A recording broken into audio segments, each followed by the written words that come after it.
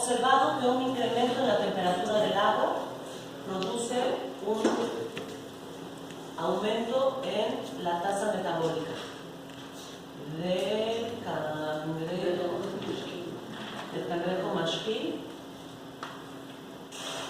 que es una importante, el cangrejo mashquil es una importante presa de varios depredadores tope, considerados recursos clave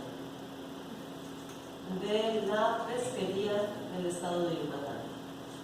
¿Okay? La forma como la temperatura afecta la tasa metabólica. ¿Sí? La tasa metabólica es el consumo de oxígeno en la respiración. ¿Sí? Entonces dice, se realizó un experimento con 12 mashquiles asignados aleatoriamente a cada uno de 3 diferentes tratamientos en los que se mantuvo la temperatura del agua en niveles comúnmente registrados en Silam de Bravo. ¿Sí?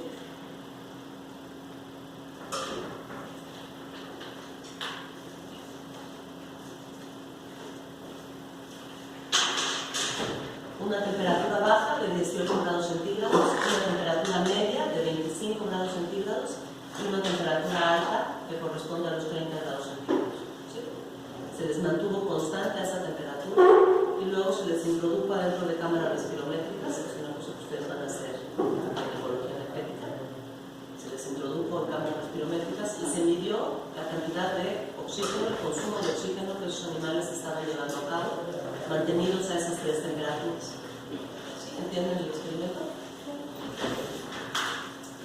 Entonces, lo que se midió fue el consumo de oxígeno, el volumen de oxígeno consumido, y estas son las unidades en las que se mide, miligramos de oxígeno por gramo de peso seco por minuto. ¿Okay? Esas son las unidades en las que se mide el consumo de oxígeno.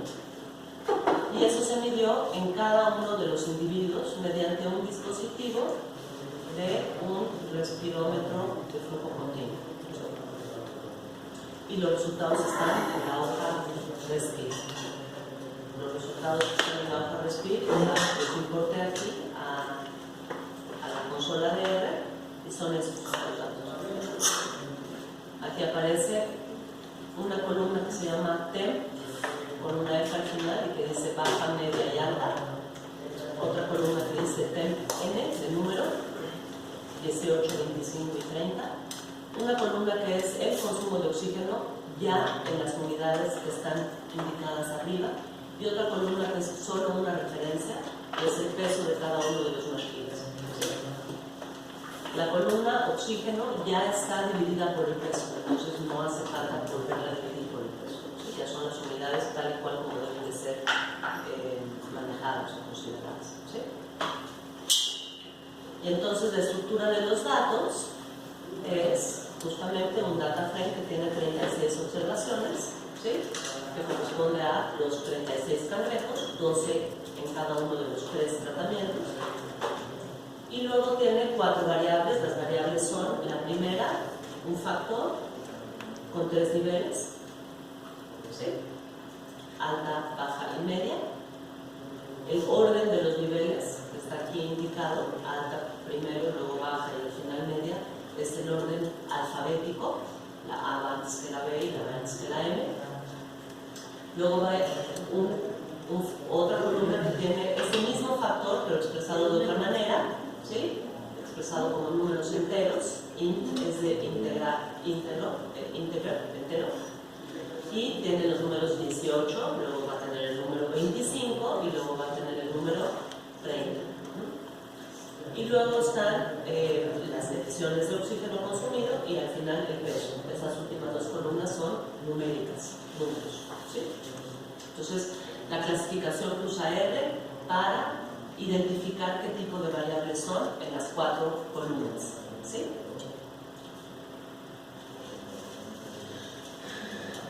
Entonces, la primera pregunta dice, importa los datos en R y verifica sus características de estructura. Ya decimos. ¿Sí? Dice, ¿cuántas dimensiones tiene la tabla? ¿Qué importas? ¿Cuántas dimensiones tiene?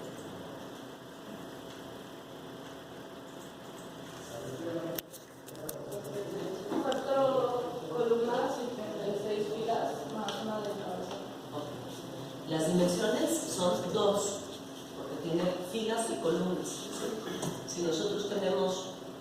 un cubo tenemos 3 dimensiones, ¿sí?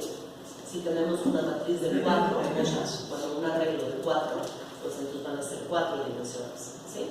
Ahora, cada una de esas dimensiones, la primera, la columna tiene 36 y la segunda tiene 4, ¿sí? 4 entradas, 4 por 36, ¿ok? ¿En qué difiere esta de aquellas que usaste para las pruebas de T? ¿En qué son diferentes? ¿Se acuerdan cómo usábamos las pruebas de T? ¿Cómo metíamos los datos en las pruebas de T?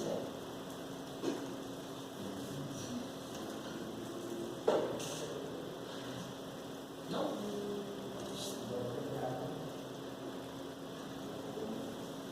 Pues que solo eran como 2 grupos experimentales, ¿no? Los que teníamos. Teníamos en general 2 grupos experimentales, ¿sí? O 2 grupos o 2 niveles, ¿no? Que correspondían a las 2 poblaciones, a las 2 muestras, esas que representaban 2 poblaciones que eran las medias que queríamos comparar, ¿no? Entonces normalmente lo que teníamos era, me acuerdo de una que era, me parece que era la temperatura de la entrada, ¿se acuerdan de ese ejemplo? Y luego la temperatura de salida, ¿sí? Ya había un intermedio, ¿sí? Entonces teníamos una columna con 1, 2, 3, 4, 5, 6, 7, 8, 9, 10, otra, 1, 2, 3, 4, 5, 6, 7, 8, 9, 10, ¿sí? Entonces cuando importábamos los datos para la prueba de T, en general lo que hacíamos era que comparábamos un vector contra otro vector, ¿sí? Por ejemplo, en la función t-test, ¿sí? Decíamos, primero dame la primera columna, ¿sí? Columna 1, y luego le decíamos la columna 2, ¿sí se acuerdan? Y era para comparar esta contra esta, ¿sí? Ahora la estructura de datos es distinta. ¿Qué es lo que es distinto en la estructura de datos? Nos había explicado que los valores estaban como en una sola columna. Exactamente, como apilados, ¿no? ¿Sí? Entonces ahorita esa nueva estructura de datos tiene todos los consumos de oxígeno,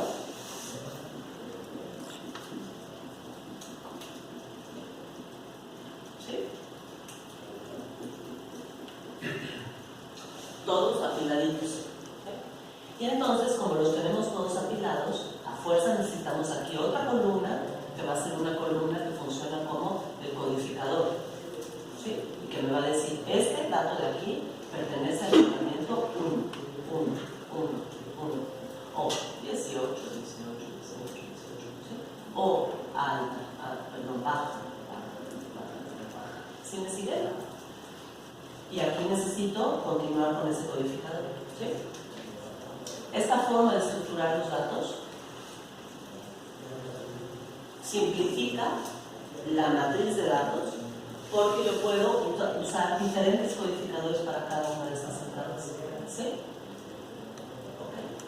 Entonces, de alguna manera lo que estoy haciendo es lo que hicimos al principio de la semana pasada, que fue decir, yo tengo una medición que se llama X, ¿sí?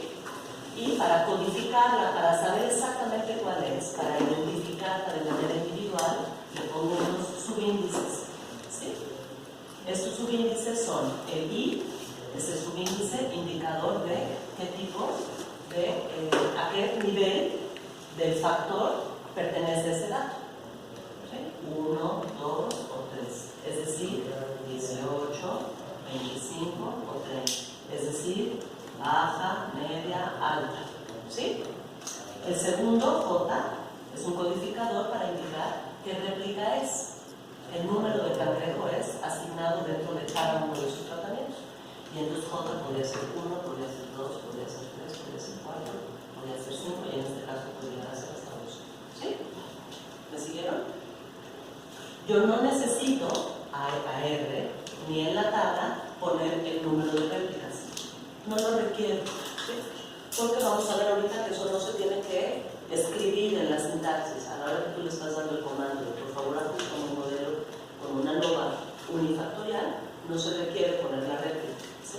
¿Por qué? Porque automáticamente R detecta cuántos iguales hay, ¿sí? Y todos esos que son iguales, son 12 iguales, porque 12 pertenecen al número 18, por lo tanto tienen el código 18, 12, ¿sí? Automáticamente R dice, ok, los 18 esos que son iguales van a corresponder a los 18, los 12 valores son todos iguales, van a corresponder a este subíndice J, ¿sí? ¿Me expliqué? Entonces la forma de codificar es distinta, ¿sí? Que podríamos hacer lo mismo para T, si quisiéramos también podríamos. También podríamos poner las dos poblaciones de T o las dos muestras de T y poner el codificador al lado, ¿sí? Temperatura de entrada, de entrada, de entrada, de entrada, temperatura salida, salida, salida, salida, ¿sí?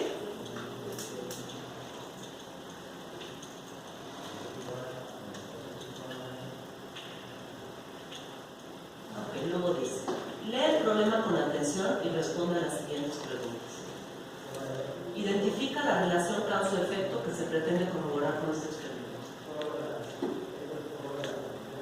Ahí está la respuesta. ¿Cuál sería la causa-efecto? La relación causa-efecto. Como la diferencia de temperatura varía en la tasa metabólica en la tasa metabólica, en este caso, en la respuesta del cambio de ciclo consumido. Exactamente. Entonces la causa es como la temperatura, ¿no? ¿Sí? Es la variable que está generando una diferencia, ¿sí? Es la variable que explica la diferencia. Es la variable que determina la diferencia, ¿sí? ¿Y dónde medimos la diferencia? O sea, el efecto. En el oxígeno, ¿sí? Entonces el oxígeno es la variable de respuesta, es la variable determinada, es la variable que es el resultado de, ¿sí? ¿Okay? Entonces, en general, nosotros podemos identificar que aquí se trata de una relación de determinación, ¿sí? En donde Y es la variable de respuesta o la variable determinada, en este caso el oxígeno consumido, y que está en función de una X, ¿sí? Que es la variable de respuesta, ¿sí? O la variable explicativa, y que en este caso es la temperatura, ¿sí? Déjenme aquí hacer una aclaración. Aquí que dice X y J, todo el mundo va a decir, yo también lo diría, qué incongruencia, si me estás diciendo que Y es la respuesta, ¿por qué luego vas y le pones aquí el valor X? ¿Sí? ¿Verdad? Es una incongruencia. Me estás diciendo que X son las temperaturas y que Y es el oxígeno, ¿por qué vienes y me dices que aquí esto es oxígeno consumido, le vas a llamar X? ¿Sí? Y es una razón exclusivamente de nomenclatura, es más, yo debería de cambiar todo completamente y en lugar de decirlo todo con X y J, debería decirlo todos con Y y J. Sería mucho más congruente y sería mucho más inteligente de mi parte. ¿Sí? Lo que pasa es que en los libros te ponen esto así, X y J. ¿Sí? Y te modelan la salida, la respuesta, usando una letra que es X. Entonces, es una de esas inconsistencias con las que tenemos que vivir. En los libros aparece así, X y J. ¿Sí? Y estamos hablando de una respuesta. ¿Ok? Entonces, para evitar o tratar en la medida de lo posible que ustedes eviten esa confusión y que no caigan en esa contradicción, cualquiera caería.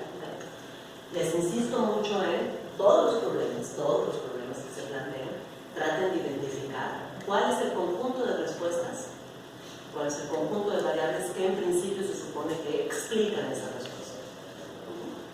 Y entonces, si uno entiende eso, le podemos llamar como queramos. Le podemos llamar X a esta cosa, sabiendo que en realidad es una Y. ¿Sí me expliqué? ¿Sí? Entonces, esa relación de determinación, así expresada, en realidad lo que estamos hablando es una respuesta en función de una variable que le explica. También eso lo podemos visualizar en la forma de una gráfica, ¿sí? Y en la forma de una gráfica, normalmente Y es la función está en función de X. ¿Sí? Y entonces estaríamos, si quisiéramos tratar de ver lo que dibujan esos datos en una gráfica, la forma de representarlo gráficamente sería en este eje poner la respuesta, es decir, el consumo de oxígeno, aquí es el consumo de oxígeno, el VO2, ¿sí? Con sus unidades maléficas. Y de este lado tenemos una X que en realidad está hecha de 3 diferentes niveles. ¿Sí? ¿Ok? X es una variable independiente, porque no depende de Y. Y es una variable dependiente, porque sí depende del valor de X. ¿Sí? ¿Estamos? No. Entonces, esto es lo que estas siguientes preguntas están atendiendo. ¿Sí? Identifica la variable de respuesta y las unidades en que fue medida.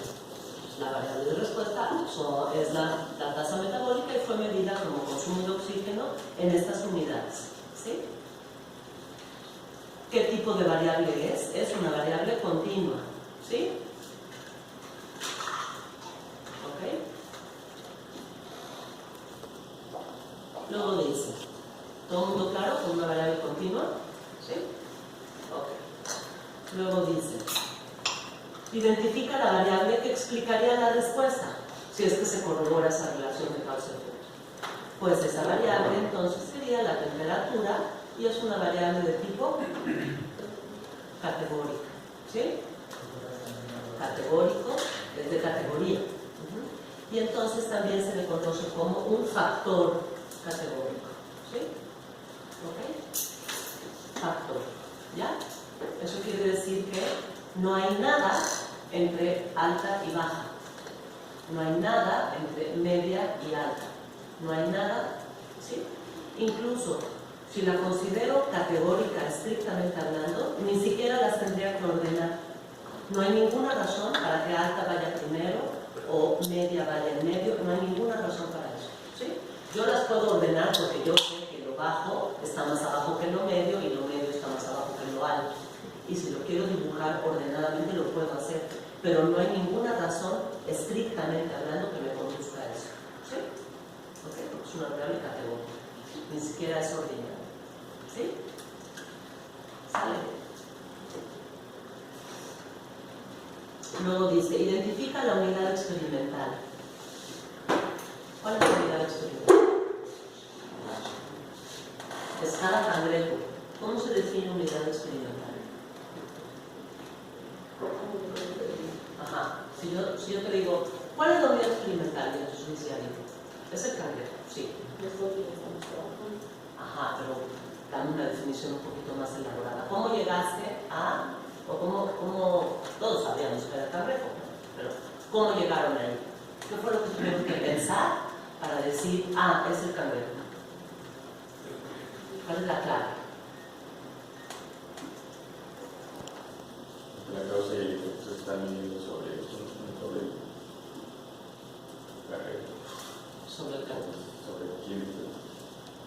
Ajá. La respuesta está medida en dónde. Sí, es por ahí. En cada cangrejo, ¿no? Sí. Cada cangrejo, cada uno de los cangrejos, es el que genera una única medida de respiración. ¿Cierto? Sí. Cada cangrejo, una sola medida de respiración. Entonces, la unidad en donde yo estoy midiendo la respuesta, esa unidad es cada cangrejo. ¿Sí? Ahora, les voy a poner una situación compleja. ¿Ustedes ya trabajaron con un respirador de flujo continuo? Sí. ¿Cuántas medidas saca un respirador de flujo continuo? Miles, ¿verdad? Tienes a un cangrejito metido dentro de la cámara respiratoria. ¿Cuántas mediciones tienes de consumo de oxígeno? Una cada segundo. ¿Sí? Entonces, ¿cuántos son? Si yo tengo una cada segundo y lo mido durante 5 minutos, tengo una bestialidad de datos. ¿Sí? ¿Cuál de todas estas es la que voy a utilizar? ¿El promedio de esto? Ok, ¿quién dijo? Ok, sí, exactamente. ¿Por qué? Porque muchas mediciones de un mismo cangrejo no son réplicas independientes, ¿verdad que no? Son muchas mediciones repetidas en el tiempo de la misma unidad experimental, ¿sí? Y yo aquí necesito tener una sola unidad, una sola medida de toda esa unidad, ¿sí? Entonces finalmente lo que puedo hacer es tratar de encontrar alguna medida que represente a ese cangrejo individual, ¿sí? Puede ser el promedio, es la medida idónea, es la primera que usamos intuitivamente. Ahora también puede ser la medición más alta, o puede ser la medición más baja, ¿sí? O puede ser la de los últimos 5 minutos, ¿sí? O los últimos 5 segundos. ¿Sí me explico? Alguna medida que yo decida de manera estandarizada que va a ser la que representa a esa unidad experimental, ¿sí? Entonces, la unidad experimental, en este caso el cangrejo, es la medida singular que yo voy a utilizar para representar a cada una de esas respuestas X y Y, ¿sí? Y lo más importante, entre una unidad experimental y otra, no debe haber ninguna relación, deben de ser unidades experimentales independientes. Las mediciones que yo obtenga de ellas tienen que ser aleatorias e independientes, ¿sí? Eso es lo más importante, ¿ok? Entonces, muchas unidades experimentales me van a permitir tener, en realidad, una medición mejor que si tengo pocas unidades experimentales replicadas, ¿sí? ¿Me siguieron? Si yo les digo entonces ahora cuál sería el valor de n en el modelo, 12. ¿Por qué? Porque justamente lo que tengo son una capacidad de medición de esa variable dada por 12 unidades aleatorias e independientes, ¿sí? Ahí está la base del modelo. Entre esas 12 unidades experimentales es en las que yo voy a medir estas diferencias que en principio se supone que no deberían de existir porque son todos cangrejos que son de la misma especie, del mismo tamaño, todos son obtenidos de la misma población, en el mismo lugar, ¿sí? Que sin embargo varían, sabemos que varían asociado a un error aleatorio, a una variación aleatoria, ¿sí? Entonces son esas 12 unidades las que constituyen la forma como yo voy a medir la variación residual, la variación intrínseca o la variación que es estrictamente aleatoria. ¿Sí me siguieron? ¿Sí?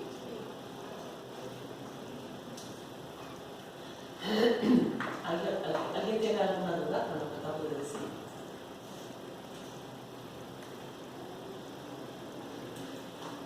Espero que salgan después, porque eso es donde están todas las dudas. Muy bien. Si tuviéramos que formular la hipótesis nula del análisis en un enunciado simple, ¿estarían de acuerdo con escribir eso? ¿Está ahí? ¿Sí?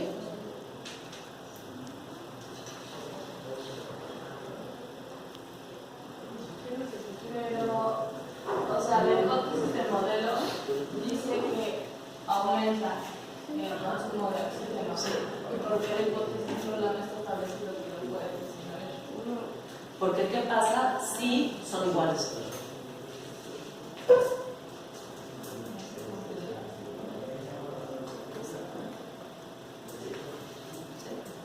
Entonces, la única, ser diferente, ¿cómo hay formas para ser diferente? Muchas, ¿verdad? O sea, puede ser más grande, más chico, incluso puede ser grande de diferente manera. ¿Sí? Este y el otro puede ser el doble y el siguiente puede ser el triple. O pueden ser estas dos iguales y solo el tercero es el distinto. O esta ser más chiquita y las otras dos ser las dos más grandes. O las dos más chicas. ¿Sí? Hay un montón de maneras de ser diferente. Un montón. O sea, ¿cómo es el tenor de las hipótesis? O algo de, o sea, bueno, yo siento que todas las hipótesis son así. La hipótesis del modelo es que son diferentes, la 1 de la 2 de la 3. Ajá. Y entonces la nula es que son iguales. Ajá. Pero entonces sí es en todos los. Así es en todos. Sí. Así es en todos. Sí, porque ese día nos debatíamos, decía yo, entre que sí, o sea, no, pero es que sí, estamos perdiendo.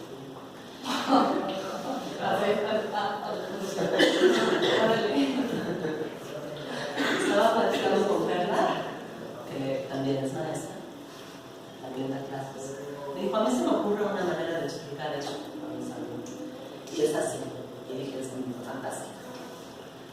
La única manera de tres cosas ser iguales es así.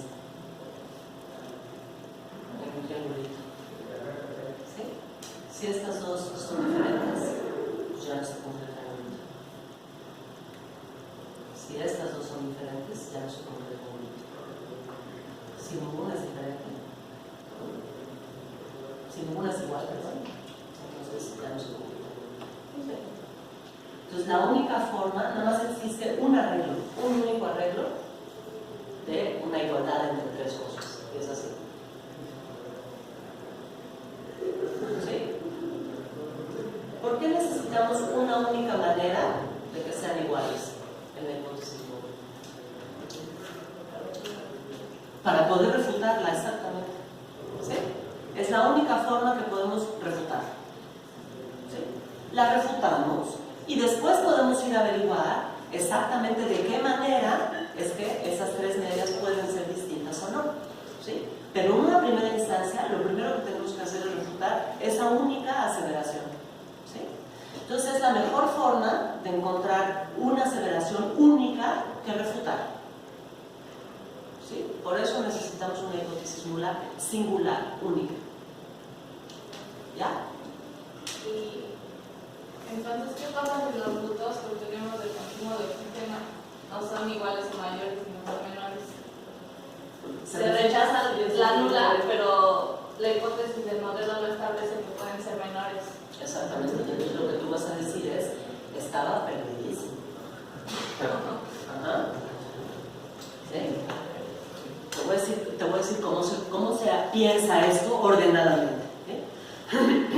Tú, la primera vez que estudias los cangrejos y la respiración de los cangrejos, no tienes ni idea de cuál es el efecto que tiene la temperatura sobre la tasa metabólica. Solamente piensas que existe un efecto, pero no sabes si el efecto es aumentar, disminuir, que las dos aumenten primero y luego una tercera, que la primera aumente y las otras dos bajen. No tienes ni idea de la dirección y la magnitud del efecto. Nada más sabes que existe. ¿Sí? Entonces, tu primera aproximación epistemológica, la primera aproximación para generar conocimiento es, lo que tengo que hacer es asegurarme en primera instancia de que estas van a ser diferentes de alguna manera, que existe un efecto independientemente de qué tipo de efecto es, qué dirección tiene y qué magnitud tiene. ¿Sí? Ya que lograste ese primer paso, es una hipótesis muy general, causada o generada por tu falta de conocimiento. ¿Sí? Ya que consigues eso, dices, ok, muy bien. Ya sé que hay un efecto, esto no es cierto. ¿Sí? La siguiente vez que tú te aproximas al problema, dices, ahora ya sé que el efecto en general es de aumentar. En general es de aumentar. Y entonces a lo mejor propones una hipótesis, la siguiente, que dice, la más baja debe de ser menor que la media y esta debe ser menor que la alta. ¿Sí? Y entonces esta hipótesis es diferente cualitativamente a una hipótesis que dice apenas esto. ¿Sí? ¿Verdad? Sin embargo, la hipótesis nula genera nova. Para ambos casos, ¿cuál es? Esta sigue siendo la hipótesis nula para ambos casos. ¿Sí? Sí. Ok. Esta es una hipótesis más general que usas en una primera aproximación, la refutas la hipótesis nula. ¿Sí?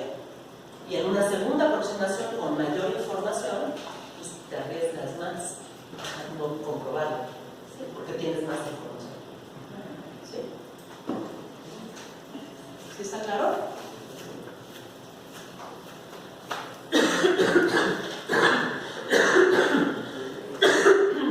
Perdón, pero recatamos un medio este fin de semana. Ok. Luego dice, lleva a cabo una breve exploración gráfica y numérica de los datos de la tabla y responde a las siguientes preguntas. Una pista para que no se olvidaran de utilizar boxplot y list y calcular las medias y calcular las definiciones estándar, los diferentes grupos de datos, etcétera, etcétera. Yo aquí necesito hacer así. ¿Sí? Vean esta forma de escribir box plot. Ya lo habíamos hecho, ¿no? Los box plots. ¿Sí, verdad?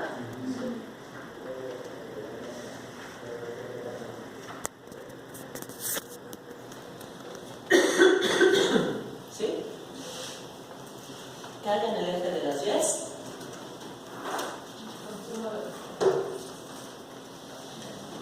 El eje de las X. Ajá. ¿Están ordenadas? ¿Qué? ¿Sí, verdad? 18, 25 y 30 son categorías ordenadas. ¿Sí? Miren qué pasa si yo hago así. Bueno, antes. Estas cajas que representan. Ajá, las muestras que representan a las poblaciones. Esta barrita de aquí es la mediana. La caja.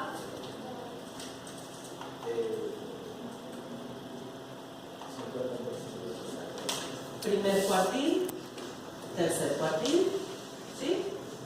Por lo tanto, esta distancia